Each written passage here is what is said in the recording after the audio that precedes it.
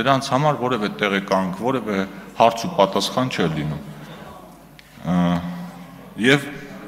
քանի որ ժամանակ ունեմ, արտագաղթի թվերի մասին էլ այստեղ անուղղակիորեն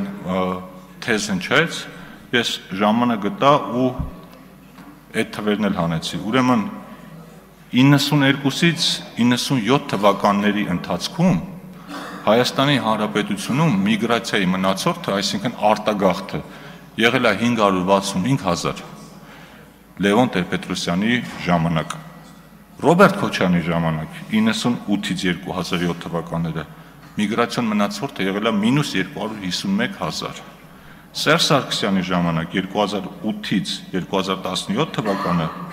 միգրացիոն մնացորդը եղել է -269,000 մարդ։ Այսինքն 3 նախագահների ընթացքում իրենց պաշտոնավարման Հայաստանի Հանրապետությունից հեռացել են մոտավորապես 1.1 միլիոն մարդ,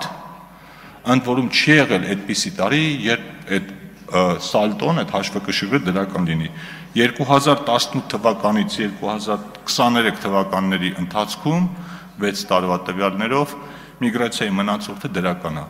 պլյուս 13,000 մարդ, ընդ որում 2020 թվականին առաջին անգամ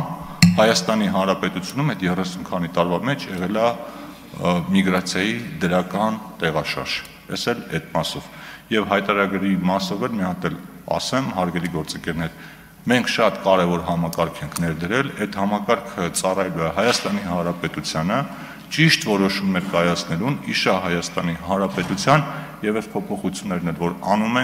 ենք էլի իշահ մեր համակարգացիների, որպեսզի այս process-ը ավելի սահուն եւ ավելի հեշտ լինի։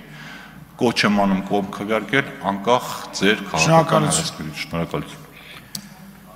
Հարակից զեկուցող ֆինանսների